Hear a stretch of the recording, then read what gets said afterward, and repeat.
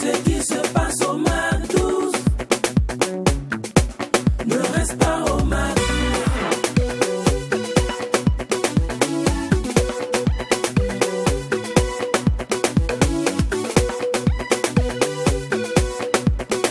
Quand c'est bon, on bise. MAC12.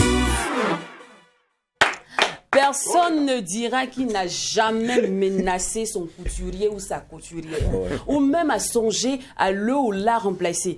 En tout cas, une chose est sûre, c'est qu'ils font partie de notre quotidien. Ils enjolivent notre dressing avec les belles coutures, les beaux modèles, de très belles finitions, mais les rend aussi sombres avec le faux rendez-vous. Hé, tu m'as fait ça le jour de la tabasserie.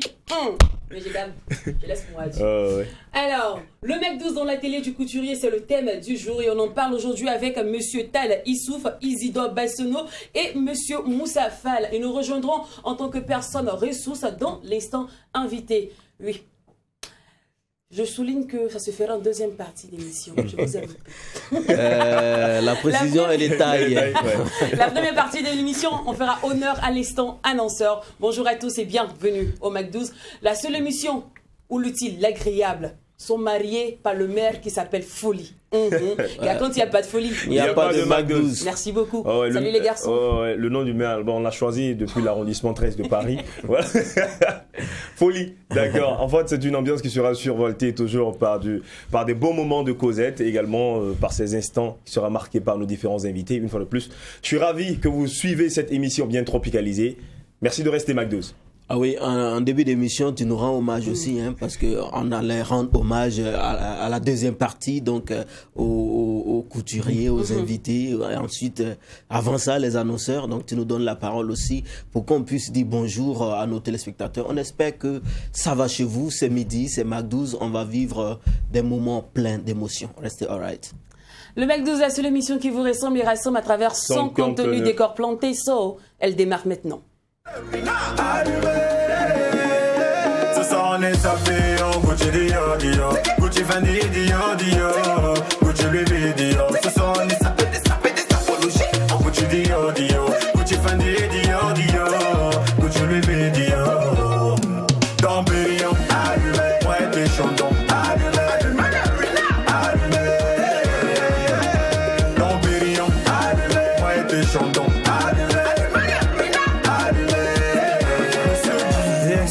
Direction la boîte. Ce soir c'est le plus fort qui dépense. La bleuette est pleine de bouteilles. La plus grande commande, je la lance. Ça chill mais ça tombe pas. Le duel se fait maintenant dans les aliments. Donc péchant, amène-moi le ruina. Hey, yeah. Peux-tu dire, de toute façon là ça fait les certifiés. De minuit à 6h du matin, je remposé donc je vais dépenser. C'est gâté ou bien c'est pas gâté. C'est gâté ou bien c'est pas gâté. Ça m'a de bon goût. C'est gâté. Allumé, allumé. Allumé, allumé. Dans Périllon, allumé. Moi t'es chantant, allumé. Allumé, allumé. Ce soir on est sapé, on Gucci Dior Dior, Gucci Fendi Dior Dior, Gucci Louis V Dior. Ce soir on est sapé, des sapologies, on Gucci Dior Dior, Gucci Fendi Dior Dior, Gucci Louis V Dior. Dans Périllon, allumé, ouais t'es chanton, allumé, allumé. Dans Périllon, allumé, ouais t'es chanton, allumé.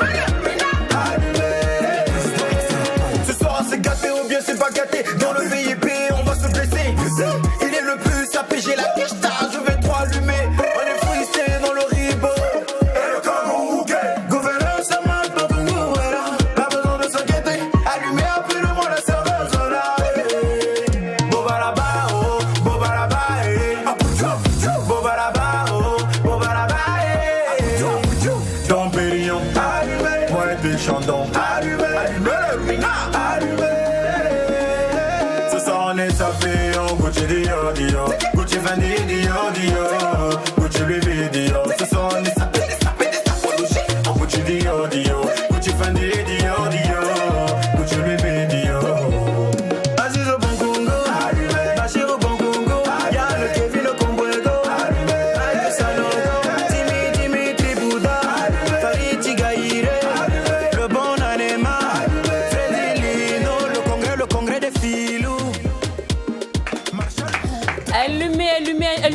magie, allumez la folie, allumez les délires qui sommeillent en vous, car vous le savez bien, le seul moment où vous pouvez être fou sans qu'on vous dise quoi que ce soit, c'est au McDo.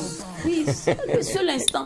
Entre midi et 13h, si tu veux toi seul dans la maison, tu cries. Moi, il y a quoi dire, c'est le McDo qui a commencé. Wow. Toi, si tu es content dans le quartier, crie, saute. Sinon, à partir de 8h, c'est sérieux. C'est sérieux. Le tribunal de l'actualité, j'ai l'honneur, mesdames et messieurs, de vous annoncer que notre invité du jour est le ministre. Ici, même le ministre, il devient fou. Non, on vous le permet. Alors, la meilleure des pauses en télé, on vous l'offre entre 12h et 13h. C'est 52 minutes de folie non-stop. C'est l'heure de parler annonce, c'est l'heure de faire plaisir à tous les amoureux du hip-hop. Ça se passe maintenant, dans l'instant annonceur.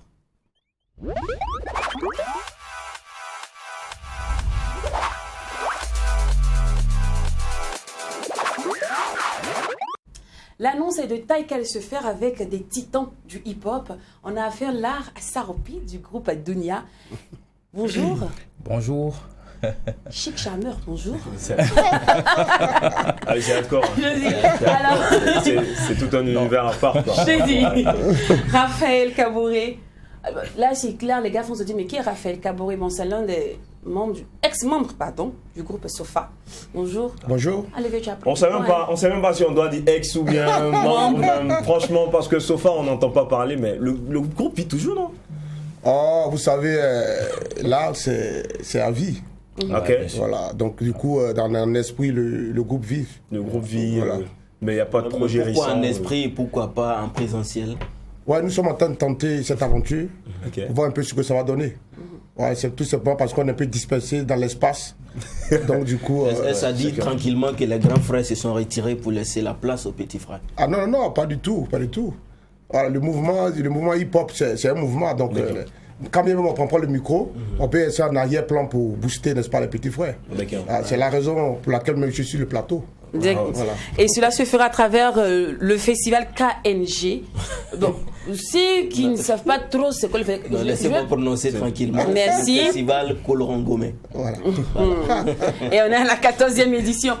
C'est mieux que chacun prononce. Non, elle me dit là, mon nom allait aller loin. Oui, c'est pas toujours évident. D'accord. Alors, c'est la 14e édition et ça débute, pardon. Non, pour dire vrai, ça a déjà débuté. D'accord. Voilà, depuis le lundi, le 27, avec un plateau découverte, voilà, qui a été déposé au niveau du No Stress. Voilà. Donc, le plateau, cette séquence-là est finie depuis hier soir. Et donc, à partir d'aujourd'hui, nous allons rejoindre la grande scène, voilà, qui se trouve à Wemtenga. D'accord. Alors, des festivals hip-hop, il y en a de toutes les couleurs, de toutes sortes, de tout genre, de tout type. Quelle est la particularité de ce festival-là? Bon, la particularité, c'est que au niveau de Kolongomé, voilà, nous essayons, n'est-ce pas, de développer un peu toutes les variantes du hip-hop, c'est-à-dire le DJing, l'écriture, les techniques d'écriture, mais également la dance hall. Voilà, donc toutes les variantes du hip-hop là-bas sont développées au niveau de ce festival. D'accord. Il faut dire que l'événement a commencé certainement du côté du No Stress. On a pu voir également pas mal de nouveaux talents, de jeunes également qui sont venus s'exprimer. On a pu faire un tour hier d'ailleurs. C'était super bien. Ouais, c'était super bien, ouais. Apparemment, je t'ai aperçu là. Ah ouais, hein? ouais, tranquille. Voilà, on est juste venu visualiser. Et puis, moi, je veux savoir en même temps comment se fait le choix, comment se porte le choix sur les différents artistes qui viennent également sur le podium du No Stress pour dire les débutants en fait. Bon, et le choix se fait à la carte. C'est comme un sound system. Voilà, donc on demande seulement aux jeunes qui ont un support musical et qui ont quelque chose à prouver au public, n'est-ce pas, de bien vouloir donner leur son. Et là, ils sont libres de passer, quoi. Dans le jargon hip-hop, on appelle ça open mic. Okay. Voilà, ça veut dire chacun est libre de venir s'exprimer, voilà, afin qu'on puisse, n'est-ce pas, le juger. D'accord. Alors maintenant, c'est l'heure de la grande scène. Qui sont les artistes qu'on retrouvera? Je suppose déjà qu'il y aura le groupe Dunia, parce qu'il y a Saropi avec nous. Et en dehors de Dunia? Alors, donc, en dehors de Dunia, vous aurez Style BF. D'accord. C'est à partir d'aujourd'hui, je précise, le 30, la grande scène. Vous aurez Style BF, S-Rider et Kaya Auto. Voilà, donc ce sont les trois personnes, ce sont les trois rappeurs qui vont passer ce soir. Et à partir de demain, vous aurez Lord Salek, vous aurez Duniyam et Smarty, le Black Intellect. Voilà, il va venir apporter son apport, n'est-ce pas, pour la réussite du festival. Et le dernier jour, samedi, vous aurez Chris Bavo, vous aurez Basic Soul, voilà, vous aurez également des bobolets tels que Double D, Supreme Nabiga, Vous aurez également Lamita Kuka. Vous aurez également le Kaïd. Voilà, lui, c'est un rappeur burundais qui a enregistré son album à Bordeaux. Alors, il vient sur la scène pour présenter, n'est-ce pas, cet album-là au public burkinabé. D'accord. Alors, quelles sont les conditions de participation? Nous, c'est la partie qui nous intéresse. On paye, mais tu vas nous laisser venir gratuit. Tu vas nous durs. Non, c'est pas payant, c'est pas payant. Voilà, c'est sur un plateau Omnisport qui se trouve au quartier Wemtenga. Voilà, donc ce festival est fait pour les gens du quartier, pour tous ceux qui aiment le hip-hop. Voilà. Donc toute cette panoplie de stars à voir gratuitement. Tout à fait. Mais ça partit de quelle heure? 19h. 19h. Jusqu'à l'aube ou bien il y a une heure bien précise? Bon, minuit, mais en fonction du timing, on peut aller jusqu'à 1h. D'accord, donc 19h jusqu'à minuit. Les gens qui disent que bon, ça, ce sont les stars. Ils vont venir à 4h du matin. 4h, c'est le seul podium vide vous allez trouver là. Non, moi je voudrais savoir cette année où ça va se passer parce que nous savions que généralement le festival Kolongomé se passait sur l'avenue Wemba Poko. Tout à fait. Voilà, mais j'aurais appris que cette année les choses vont changer. Donc on aimerait savoir pourquoi les choses changent d'ailleurs, où ça va se passer réellement. Non, mais les choses ont changé, c'est normal. Vous savez bien qu'il y a des dispositions qui ont été prises par le bourgmestre de la ville pour interdire toute manifestation sur la voie publique. Donc, c'est normal que nous aussi, on se soumette, n'est-ce pas, à cette disposition. Alors, donc, de ce fait-là, nous avons cherché un espace qui se trouve juste en face. Ça veut dire, lorsque vous longez l'avenue, vous voyez, lorsque vous entamez la voie qui va tout droit vers le cimetière de Darnouin, tout juste à droite, là, il y a un plateau omnisport. Donc, c'est sur ce plateau-là que nous avons déposé nos bagages pour cette édition. D'accord. Alors, Dounia, oui. qu'est-ce que vous nous promettez? Un spectacle, comme d'habitude. Et c'est vraiment une fierté pour nous aussi de jouer sur le plateau du festival Kolongomé. Voilà. Et je profite en fait de l'opportunité qui m'est offerte en réalité pour remercier et saluer les initiateurs parce que ce n'est jamais évident. Voilà. Dieu seul sait en fait ce que ça demande. De l'énergie et tout ce qui va avec, des moyens et tout. Et ça ne court pas les rues, les aides. Donc, du coup, il faut féliciter donc, les responsables du festival. Et Douniam sera là comme d'habitude, avec notamment Smarty et pas mal d'artistes, voilà, pour apporter un plus. Voilà, au hip-hop. C'est bien, ça va être intéressant en fait, entre la nouvelle génération, la old school, ça va être je pense que ça va être intéressant. Moi j'aime bien le cocktail déjà. Oui, ça va être super intéressant. C'est le même plateau, Voilà. Bixou, les Kayaoto. Voilà, ça va être super. C'est vraiment de la chimie, justement. On espère qu'au sorti de là, il y aura de belles collaborations. Oui, bien sûr. D'accord. Bien sûr. Alors, on va rappeler les points essentiels, date, lieu, et j'ai dit date, lieu, conditions d'entrée, et aussi l'infoline. Très important, le numéro. Ouh. Si on a oublié le numéro, ils vont nous appeler nous-mêmes ici. Alors, donc, il faut dire que comme je l'ai dit, le festival a déjà démarré. Donc, c'est du 30 septembre au 2 octobre. D'accord. Voilà, c'est sur le plateau Omnisport qui se trouve à Wemtenga. Voilà. Et c'est un plateau libre. D'accord, à partir de 19h. Tout à fait. D'accord, et c'est 3 jours non-stop avec que les crèmes des crèmes de l'univers du hip-hop. Je voulais préciser quelque chose. Je voulais dire que à cette édition-là, nous avons enregistré une compilation voilà, qui a vu la participation des grands noms du mouvement hip-hop, tels que Smokey, DJ Awadi, Joey les Soldats, Art Melody. Alors donc, le CD sera en vente, n'est-ce pas, pendant le festival. Super. Merci beaucoup. On va donner maintenant le numéro de téléphone pour plus d'informations. Alors, 70 70 97 85. D'accord. Merci à toi, Saropi. Merci aussi, Raphaël. Merci pour la confiance. Merci à toute l'équipe du festival KNG. Bonne vent à vous. Doniam, félicitations pour votre nouveau projet. Hein. Voilà, même si on attend le clip vaillamment. Merci. Depuis le temps, t'as attendu. Allez, on vous raccompagne avec ce délice visuel.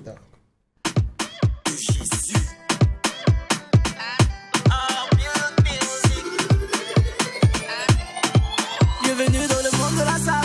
Ici on parle lingala. Les affaires d'Ili Papa. Dédicace à Fanny Poupa. Cosa moi ça. Kinshasa, Cameroun, Brazza. Béninois et mon brassa. Même si tu n'aimes pas ça. Les sapeurs avancent. Les sapeurs avancent. Oui, les sapeurs avancent. Venez confirmer. Les sapeurs avancent. Les sapeurs avancent. Oui, les sapeurs avancent. Venez confirmer. Viens faire ton mignon. Il est tout mignon. Viens faire ton mignon. Papa et qui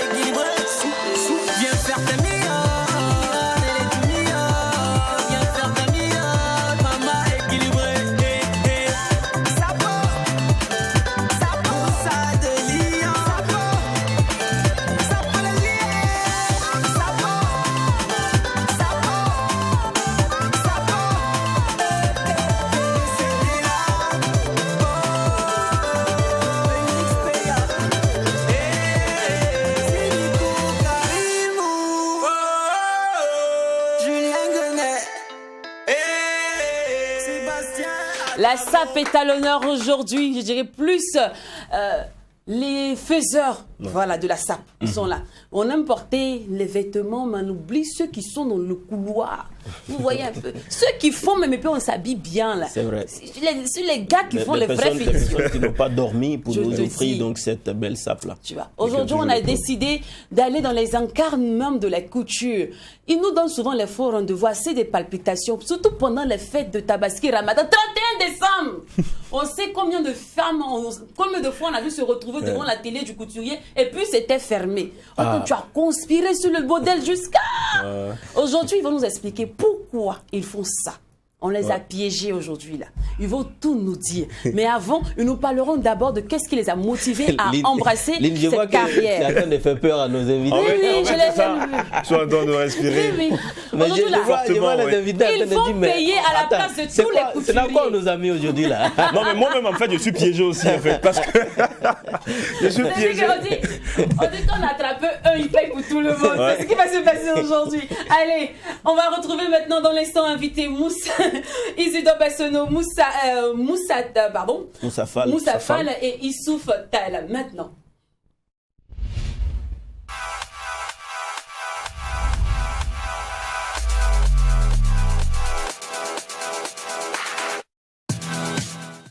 Bonjour à vous. Oui, bonjour. Bienvenue sur le plateau du Mac 12. Merci les gars. Soyez relax. Compliqué. En fait, Alors, vous allez bien? ouais, super. Je vous ai effrayé, non? Non. C'est comme ça, vous n'avez pas de palpitations sur tous les jours. Et dès quand tu te poses ton pain sur le couturier, ton cœur bat comme ça. Et il faut pas m'oublier.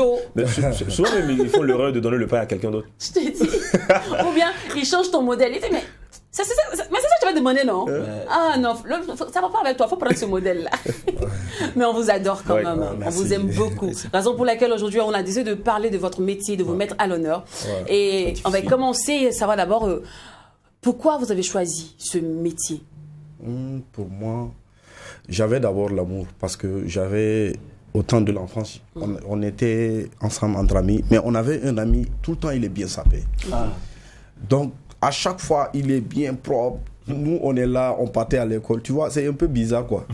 Moi je me suis dit ça là, ça m'intéresse. D'accord. Un jour seulement, si je quittais à l'école, je partais dans l'atelier de couture. Comme c'est l'ami de mon grand frère, donc je m'assoyais là-bas souvent. À un moment donné, je monte un peu. Avant de quitter l'école, déjà je suis un professionnel. Waouh. Ça.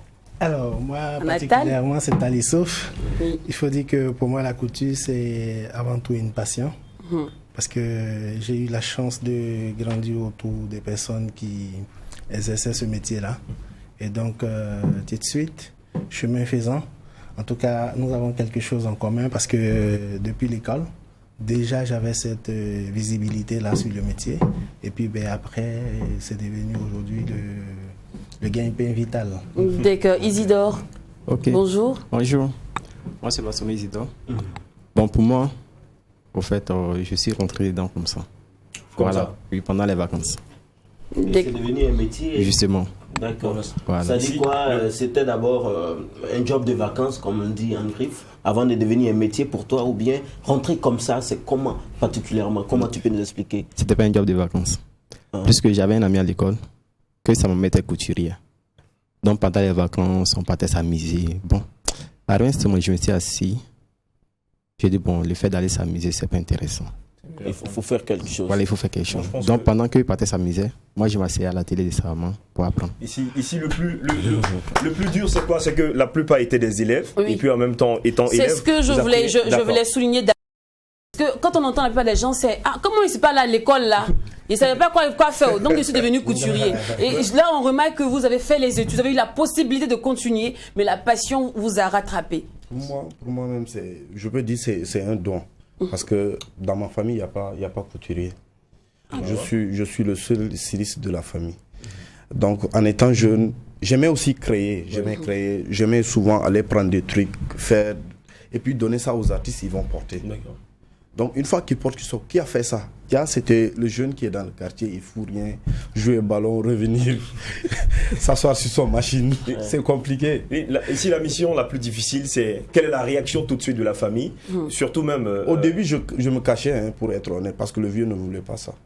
Le vieux voulait de toi une carrière brillante, d'avocat, de juge, de médecin. Lorsque moi-même j'ai laissé l'école, il n'était pas content. Mais je me suis caché à cause de ma grand-mère, donc ça fait que la grand-mère m'a protégé. D'accord. Issouf, la famille? Moi, la famille, c'est tout le contraire. Parce que chez nous, il fallait juste vouloir et puis on t'accompagne. Parce que chez nous, il existait une phrase qui disait le seul péché qui puisse exister en nous, c'est de ne pas savoir pourquoi tu fais ce que tu fais. Et donc, quand tu arrives à dire pourquoi tu veux le faire... Ça, c'est un Wolof, c'est ça? Non. C'est un peu le nez sur une terre ébriée, alors qui donne ce résultat-là. D'accord. Donc, voilà. Alors, on sait que déjà votre métier est un métier où il faut toujours se réinventer, il faut toujours renouveler l'esprit et consort. Donc, moi, je me demande bien, c'est quoi votre sous-inspiration? Qu'est-ce que vous faites lorsque vous n'avez pas trop l'inspire, le petit secret? Isidore, j'ai bien envie d'entendre ta voix cette fois-ci. Pour moi, oui. Lorsque je ne suis pas trop inspiré sur le travail, je sors. Je cherche un coin, m'assois et je réfléchis très bien. Et puis je rentre. D'accord. Non, on va manger. Il faut dire que pour moi, la source d'inspiration, il faut dire que c'est d'abord une source intarissable que j'ai en moi parce que, comme je l'ai dit, je suis basé sur, on va dire, la passion. Et quand une passion devient vitale, il faut sans dire que ça devient ton plein temps. Donc, c'est ton activité principale. Donc, tu ne peux pas parler de manque d'inspiration. Donc... Moi, je suis fou. Moi, là, c'est fou. Moi, je suis tout le temps. Moi, je viens seulement. Il suffit que juste je m'assois, moi, je fais le boulot. Parce que moi, je suis un créateur. Je ne suis pas là non, pour fouiller des modèles, être là. Non, pour moi, là, je suis fou. Tout le monde me connaît dans ça. Alors, effectivement, je reste sur ton mot pour, en fait, vous demander un éclaircissement sur ces expressions-là. Styliste, tailleur, créateur, couturier, designer. Donnez-nous, s'il vous plaît, les différences et par échelon. Voilà, on commence par quoi entre le styliste, le tailleur, le couturier, le créateur ou encore le designer? Le tailleur, c'est pas professionnel d'abord. Le tailleur, c'est ceux qui se promènent. En général. Toclo. C'est les tailleurs avec les femmes qui sont basées. Le couturier, c'est le professionnel. Maintenant, le styliste, c'est un professionnel haut niveau. D'accord. Le modéliste, c'est le créateur. C'est quelqu'un qui cherche à créer des modèles. Donc, le modéliste, on ne le voit pas généralement sur les machines? Non, si. Il peut s'asseoir sur les machines. Il y a des dessineurs aussi. Parce que c'est dessineur, c'est lui le designer. Le designer, c'est en anglais. On peut dire dessineur en français. D'accord. Ok. Parce qu'il y a des gens dans les grands ateliers, dans les grandes maisons de mode, il y a quelqu'un qui est là, spécial. Il est là juste non pour dessiner des modèles. Mais pour une personne qui vient de sortir d'une école de formation en couture ou en stylisme, il commence par quoi exactement? Eux, ils méritent une formation. Parce qu'eux, on les forme après, parce qu'ils ne sont pas professionnels d'abord. Donc lui, il commence en tant que tailleur? Non, il commence en tant que styliste. Ok. Parce qu'il est sur le chemin. Mais après, on le forme. Pour qu'il devienne quoi? Couturier ou... Pour qu'il devienne un styliste professionnel. C'est comme tu pars à l'école, tu pars à l'université, tu finis tes études. Maintenant, il y a une formation que tu dois faire pour adapter, parce que c'est pas écrit seulement qui font les choses. Ah, d'accord. Donc, la formation à l'école, on ne vous apprend pas à coudre en tant que tel, c'est que la théorie, on vous explique. Vous permettez? Oui, bien sûr. Parce que personnellement, je ne suis pas d'accord avec ce qu'a dit le frère. Parce que moi, personnellement, chemin faisant dans ce métier après le tas, j'ai essayé de me faire former théoriquement. Et donc, les terminologies, en tout cas, sont ancrées et profondes. Donc, ce qu'il a dit tout de suite, je suis vraiment pas d'accord. Donc, j'allais la précision. Parce que le stylisme, le modéliste, le maître tailleur, sont une connotation normale du corps de métier que, en tout cas, en langage facile, on appelle couturier. D'accord. Donc, tout ça se résume dans ce qu'on appelle couturier. Parce que le tailleur est celui-là même qui englobe tout ça.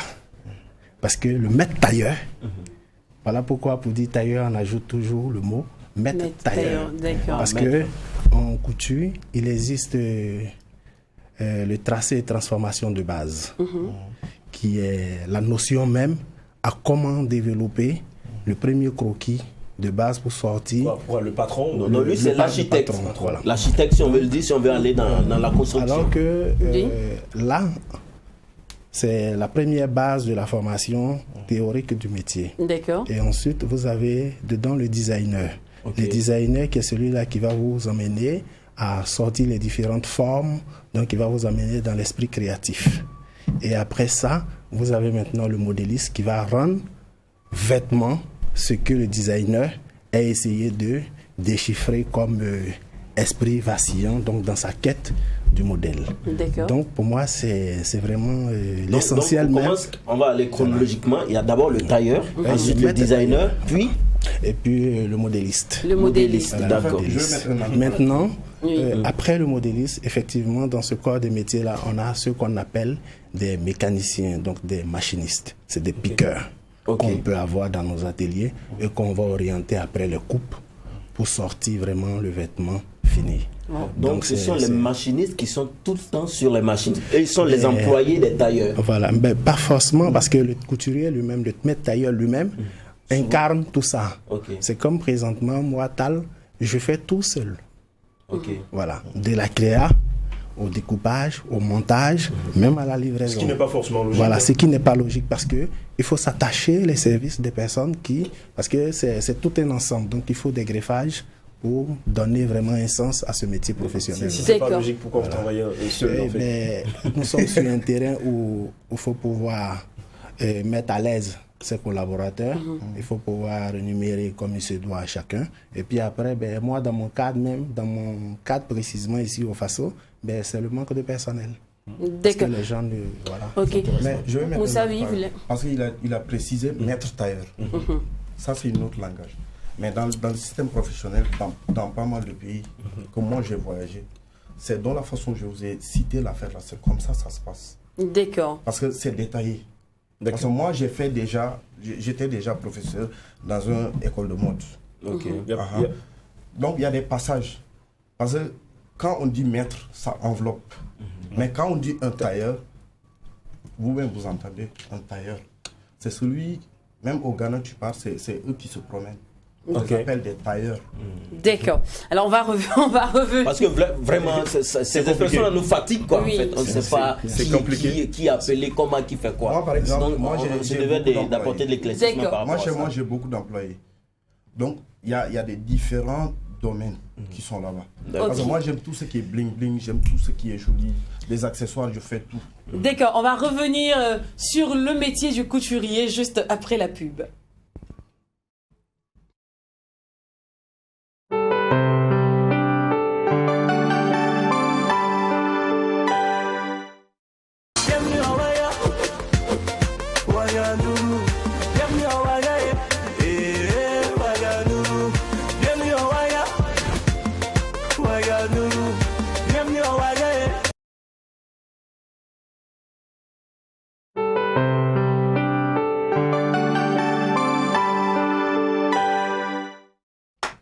Allez, retour en plateau et aujourd'hui le MAC12 va se promener dans l'atelier du couturier. Et nos couturiers sont sur notre plateau, nos personnes ressources sont Tala Issouf, Moussa Fall et aussi Isidore Bassono. Bonjour. Bonjour, ça va Isidore? Bien. Super. Alors moi là maintenant je m'intéresse, quelles sont les qualités requises pour être un bon couturier ou encore un bon maître tailleur?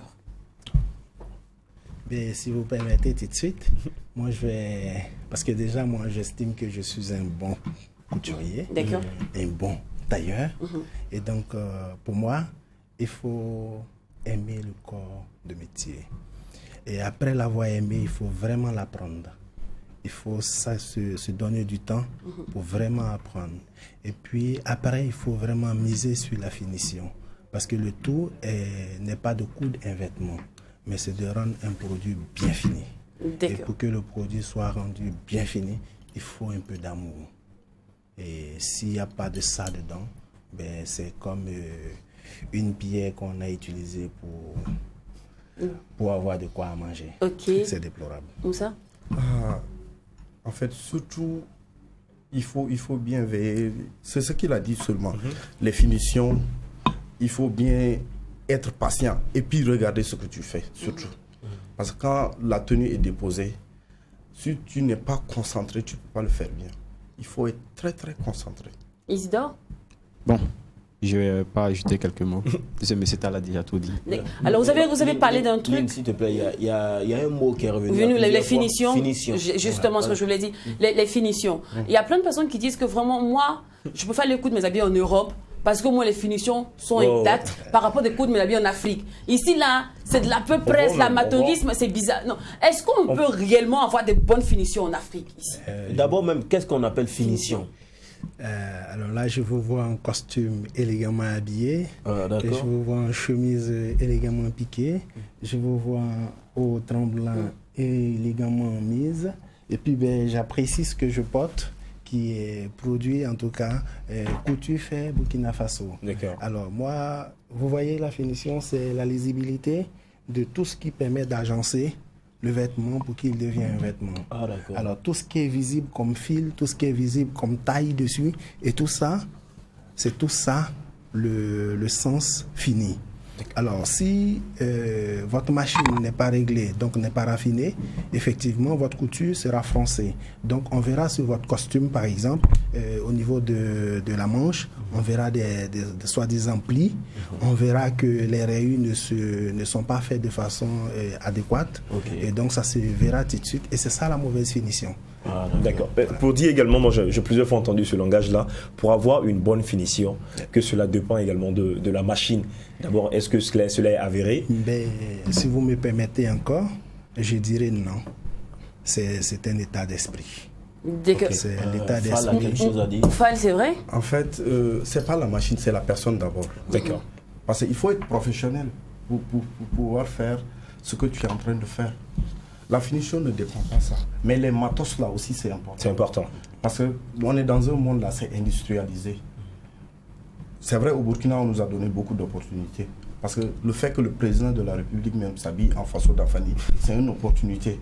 Quel ministre va se lever et dire que non, son patron va porter Faso Dafani et puis le ministre vient avec un costume? Donc, ça fait qu'il y a une part. Et puis, on a maintenant beaucoup de salons. Au Burkina, il y a le CITA, il y a d'autres, il y a Bazen. Donc, c'est beaucoup. C'est des références. Donc, c'est nous, les jeunes, là, on doit aussi venir. Parce qu'on ne peut pas rester toujours dans le même domaine. Avec un petit atelier de machines. Tu vois, c'est petit. Tu vas faire ici boutonnière. Non, le monde n'est plus. Il faut industrialiser, amener des vraies machines, amener des personnels. Tu vas les payer de l'argent. Parce que le monde là, c'est business. Moi, je suis pas... Et parlons de business déjà, est-ce que ce boulot-là, il est rentable? Est-ce que ça peut nous permettre de vraiment s'épanouir, faire de grands voyages, employer beaucoup de personnes et qu'on sorte? Bien sûr. L'Afrique, c'est le berceau. Hein. La mode, c'est l'Afrique.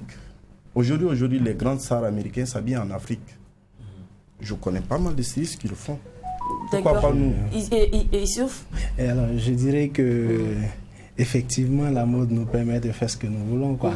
Parce que moi, personnellement, je ne fais rien d'autre à part la mode depuis. En tout cas, la mode est un métier qui me prend un peu plus de 30 ans aujourd'hui. Et je ne fais rien d'autre à part la mode. Je parle, je cours derrière d'autres choses, mais mon activité principale, c'est la mode. Et je vis de ça. Alors, là, on dit que c'est vrai, c'est bien de coudre, mais c'est mieux de vendre. Oui, c'est vraiment bien agencé. C'est beau, c'est bien découdre, mais je vous assure que si tu ne vends pas, c'est comme aller participer à un défilé de mode, vous voyez. Vous donnez tout de suite de la joie aux gens. Et puis après, vous retournez dans vos chambres avec vos vêtements. Et ça, je vous assure que quand les stylistes, parce qu'il m'est arrivé de voyager pour un défilé de mode, et puis après le défilé, je rentre dans ma chambre à l'hôtel avec mes vêtements que j'étais censé vendre. Et puis, tout de suite, tu te remets en cause. Et puis, ces jours-là, effectivement, quelqu'un a frappé à ma porte, j'ai pu vendre.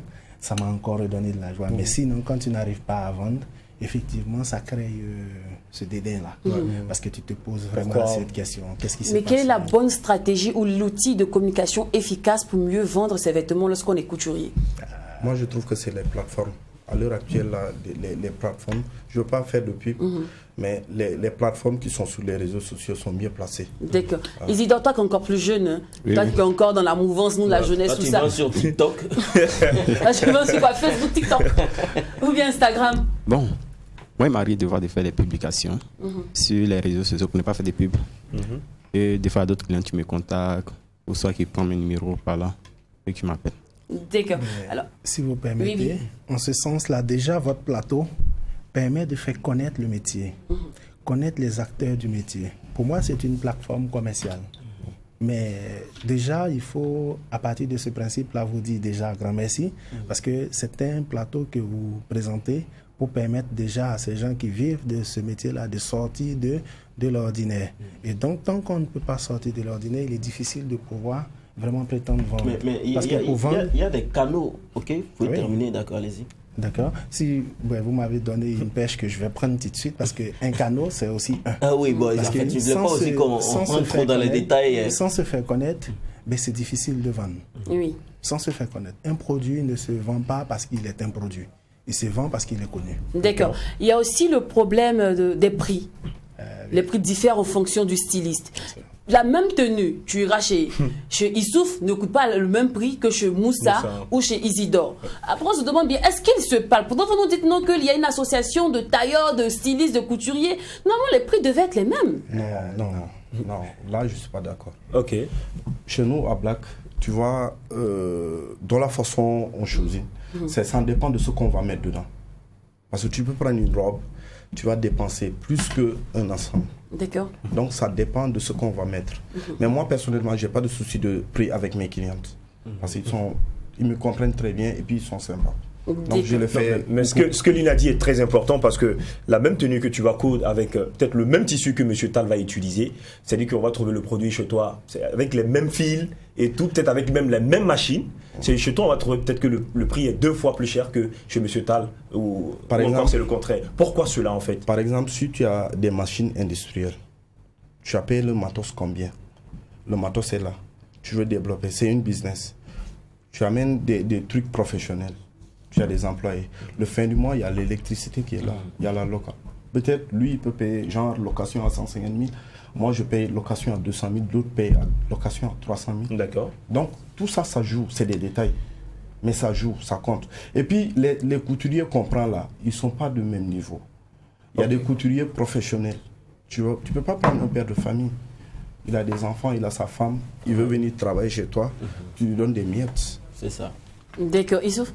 Mais il faut dire que pour cette question-là, les prix uniformes, je pense dans aucune boîte n'existe.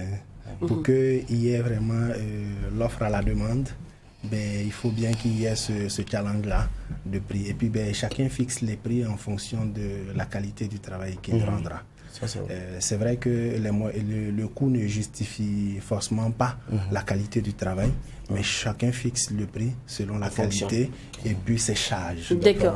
Alors, sur votre lieu de travail, parfois quand on se promène dans des ateliers, on voit beaucoup d'accidents de travail. La machine qui blesse, l'ouvrier, les machinistes, c'est comment ça dit, les machinistes, tout et consorts. Est-ce qu'il y a une assurance vie, une assurance santé pour vos employés? Mais la logique aurait souhaité que oui, il y ait cela. Mais bon, force est de constater que malheureusement, ça n'existe pas. Mais par exemple, chez moi, j'ai fait ce qu'on appelle la sécurité professionnelle. Okay. Moi, je sais que quand tu commences à coudre un vêtement, quand tu es assis sur ta machine, 4 heures de temps après, tu dois te donner au moins 5, 10, 15 minutes d'extension, donc hors de ta machine.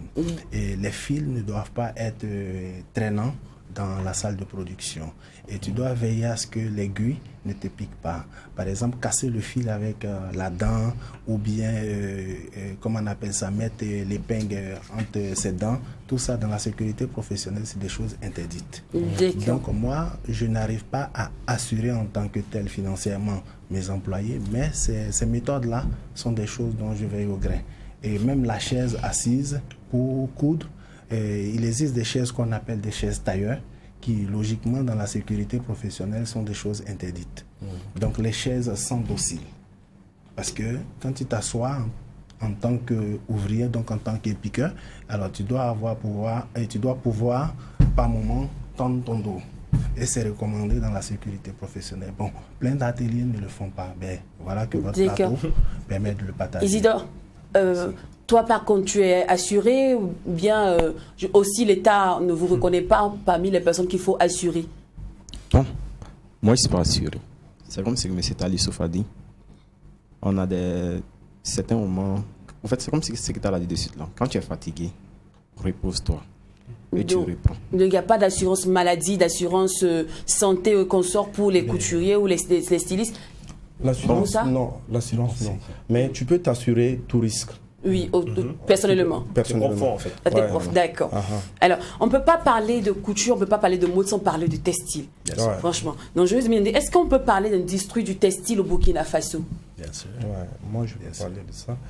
Parce que je commande souvent avec les tisserands des Faso d'Afani. Je vends aussi, parce que moi, je fais un peu de tout. D'accord. J'importe, j'exporte. Okay. Donc, je peux parler de ça. Alors, on dit aussi qu'il n'y a pas de 100% coton au Burkina Faso, parce qu'on dit les premières récoltes sont envoyées ailleurs, et c'est un peu là qui est ici. Vous qui êtes dans le premier choix. Voilà, vous qui êtes dans le domaine là. Puis... On dit toujours l'idée 100% coton, c'est faux. Le premier choix, on envoie ça ailleurs, et c'est un peu la noce de brouiller avec ici sur le territoire. C'est des faux fuyants. C'est des faux fuyants parce que, comme vous l'avez bien dit, si tu ne cherches pas à t'imprégner de ce qu'entoure ton corps de métier, ben, tu peux divaguer. Tu peux dire des choses qui sont des contre-vérités. Voilà. Alors, moi, je pense que déjà, le lin qui est importé, donc c'est du pur coton. Et quand vous prenez le Faso d'Anfani, c'est du pur coton. Oui. Donc, je prends que ces deux matières-là déjà, on a du pur coton au Burkina. Le lin est certes importé, mais le Faso d'Anfani est fait sur place. Et c'est du pur coton. C'est des choses assez intéressantes. On doit surtout donner la force. Voilà. Les tisserands, là, c'est important. Parlant d'industrie, je pense que industrialiser la production du textile est chose à encourager. Déjà, je pense qu'un doyen nous a donné l'exemple avec l'usine de Koudou. C'est quelque chose à saluer. Le tonton là. Voilà, je tais son nom parce que je suis à une émission où celui qui doit être vu, c'est moi. Voilà pourquoi je tais son nom.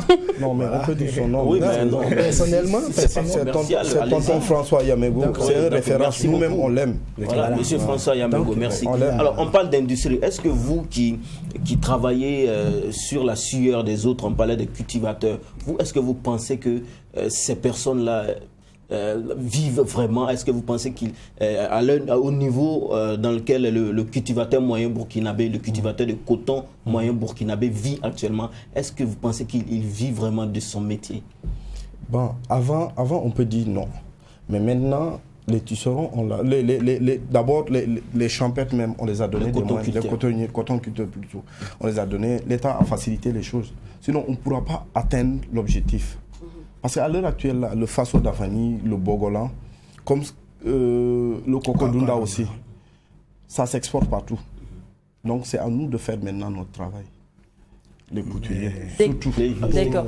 Pour effectivement répondre à votre question, nous dans notre domaine, on essaie de créer un système pour pouvoir vivre de ce métier. C'est comme ça que s'il s'en inspire, parce qu'effectivement, seul l'artisan peut valoriser son œuvre. Donc, moi, par exemple, je m'approvisionne sur le marché. Donc, c'est un commerçant qui me vend la matière que j'utilise. Ben, lui, il vit de son commerce. Et il achète avec le tisserand, donc la tisseuse ou bien le tisseur. Pour moi, si cette chaîne-là est alimentée, est vraiment dans une bonne stratégie commerciale, c'est celui qui pourra vivre de son art, parce que moi, je pense vivre de mon art. Et j'essaie de vivre de mon art. Mais je prie Dieu que mon art permet à son art de vivre. D'accord. Alors, on va entrer dans le puits des inconvénients de votre domaine. Il y a plusieurs personnes qui disent que l'État n'a pas encore pris conscience, on va dire les États africains n'ont pas encore pris conscience que la mode est un véritable vivier de développement. Est-ce que vous pensez pareil? Oui. Mais à l'heure actuelle, l'État a fait des efforts, pour être honnête. Ils ont fait des efforts. Parce que le premier effort, c'est de conseiller les gens de s'habiller de ceux qui viennent de chez nous. C'est la première pour aider. Parce qu'avant, on n'avait pas ça. Avant, tout s'exportait. Alors que le coût de l'exportation, là, ça coûte plus cher que ce qu'on fait ici. Seulement, on le dit seulement d'ajouter. Moi, je le dis juste non d'ajouter. D'accord. On dit on veut vous aider, mais on ne sait pas par quoi. On dit on ne sait même pas par quoi commencer. On veut vraiment aider les gens, les acteurs de la mode, mais on ne sait pas par quoi commencer. On dit vous n'êtes pas structuré. Il n'y a même pas de président fixe. Tout le monde veut gouverner dans votre domaine. Ça, c'est vrai. Non, je suis pas d'accord. Si je vais dans ce sens-là, je dirais qu'ils ne font rien. L'État ne fait rien. Si je vais vraiment dans le sens de votre question, l'État ne fait rien parce que vous ne me direz pas que la médecine est en dehors d'un corps de métier. La médecine est un métier et la couture en est un. Mais on a pu structurer, on va dire, la médecine avec des chercheurs, avec des hôpitaux de référence nationale. Mais quel centre de formation ou bien quel centre de production en mode existe de façon nationale? Quelle est l'administration qui existe, donc l'institution qui existe de façon nationale pour la mode? Donc voilà la question à laquelle l'État doit répondre avant de nous jeter cette pierre. Mais est-ce que labelliser le Cocodonda, est-ce que c'est pas aussi un encouragement pour vous? C'est pas une opportunité pour vous? La labellisation en elle-même, vous avez précisé, c'est le Faso d'Anfani qui a été labellisé. C'est pas la mode qui a été labellisée. Si mais quand on labellise le Faso d'Afani, le truc, le Cocodonda, ça veut dire qu'on a valorisé la mode aussi. Ça a été valorisé. C'est-à-dire qu'on s'est au moins penché si c'est le métier. Attendez, maintenant les écoles de formation de mode et consorts, est-ce que c'est à l'État de les faire ou c'est de manière c'est vous? Moi je trouve que non, l'État ne doit pas faire ça. Je trouve que non, on a des acteurs culturels qui sont là, des stylistes. Une fois que l'État va leur donner des moyens, comme Jean, tonton François Yamego qu'on a parlé, Bazemsou ou entre autres. Ça peut être vous-même. Ça peut être nous-mêmes, voilà. Parce qu'on est sur la voie. Moi, au fur et à mesure, je vais le faire. Mais je ne compte pas sur l'État. Parce que le Burkina Faso a quand même des grands stylistes. Il y a Emena qui est là. Il y a Emena qui forme des gens. Il y a d'autres écoles ici au Burkina. Mais ce n'est pas forcément qu'on va tout déposer sur l'État. C'est nous l'État d'abord. D'accord, c'est nous l'État. Si vous... Alors, pour dire que, exactement, comme vous l'avez dit, les centres de formation, les ateliers de formation existent. Comme il existe des lycées privés, des écoles privées. Ça existe. À part que ces écoles et ces lycées privés-là sont régis par une règle, que l'État veille au grain. Chez nous, ça n'existe pas. Voilà pourquoi je parle d'institution. Sinon, la formation dans nos ateliers, la formation dans des semi-boîtes de formation existe. Mais M. Vital, je pense que le premier combat, c'est vous d'abord. Oui, voilà pourquoi nous le faisons déjà, parce que nous sortons de l'informel. Parce que c'est d'abord un corps de métier qui est étiqueté par le sens d'être une activité informelle.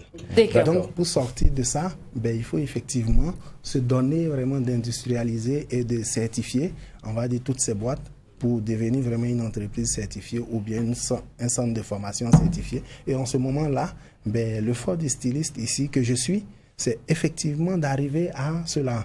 Donc, à avoir un centre de formation et une bonne équipe de production.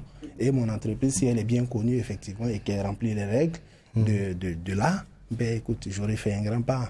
Ok, alors on va terminer avec cette question fétiche. Si je vous laisse partir sans poser cette question, même ma cousine vont se fâcher. J'ai dit, pourquoi vous me donnez toujours des fonds de vous-même? Pourquoi vous ne pouvez pas dire non, je ne peux pas coudre cet habit ou cette tenue, madame, passé de 10 ans? Moi, personnellement, je vais parler de moi. Je me rappelle très bien. Avant, moi, j'avais pas eu les moyens. Donc, tu vois, j'avais une machine chez moi à la maison. Tu vois, je courais. Et puis, je veux manger. Tu vois, c'est compliqué. Je fais tout à la fois. Ouais. Donc, ça ne pouvait pas. Mais depuis que j'ai compris... Mais ça ne peut pas. Tu dis au client que je ne peux pas tranquillement. Autant c'est sûr. Autant là, tu vas te mettre sûr que non, je peux faire ça à tel temps. Maintenant, il y a une petite chose qui va arriver, qui va tout gâcher. Est-ce que c'est professionnel? C'est pas professionnel. Est-ce que c'est professionnel de ne pas tout prévoir? Non, attends, j'en viens. Il ne faut pas couper. Parce que autant, il n'y avait pas de groupe. Nous, on n'avait pas de groupe électrogène. D'accord. Il y avait les coupures qui étaient là. Autant, je préfère être honnête. Je ne veux pas parler. Un bon prétexte. Mais à un moment donné, j'ai su que non, il faut miser, financer. Donc, j'ai mis de l'argent. j'ai fait venir des couturiers un peu partout. D'accord, il souffre rapidement. Donc ils étaient là, c'est ça qui m'a aidé aujourd'hui là. Même si je te dis demain il faut venir là, il n'y a pas moins. Demain si tu viens. D'accord, il souffre rapidement. Pour moi, il y a 2-3 facteurs qui créent ça. Parce que le facteur 1 est ce que le frère citait tout de suite. Par moment, le prix, quand le client ne paye pas ce que tu veux, et tu te sens obligé de peut-être prendre au-delà de ce que tu peux produire pour t'en sortir par rapport à tes charges financières. Ça, c'est une grave erreur. Tu n'es pas obligé d'accepter en même temps. Voilà. C'est une grave erreur. Parce que quand tu prends ce que tu ne peux pas rendre, effectivement, tu seras taxé de faute. Ok. Ça, c'est un facteur. Et secondo, quand on n'arrive pas à prévoir la coupure d'électricité, ça n'est un autre, mais c'est vraiment pas professionnel. D'accord. Isidore Moussa, il souffre, merci beaucoup. Merci d'être venu. Passé sur le plateau du MAC12. Alors, pour ce jeudi à thème, le MAC12 était dans l'atelier du couturier. On espère qu'en griffe, on a satisfait votre curiosité. Vous avez la raison pour laquelle. Ils ont dit que c'est parce qu'il y a coupure. Il y a coupure le courant. Voilà, parce que vous ne payez pas bien. Voilà, vous ne payez pas Allez. Merci beaucoup. Merci. Allez, on se donne rendez-vous demain pour le bouquet final. D'ici là, prenez soin de vous. N'oublions pas que ce qui se passe au MAC12. Ne reste pas au MAC12. Ça, c'est bon. En bis. À demain, famille. Est-ce que c'est ça? Vive la valeur absolue.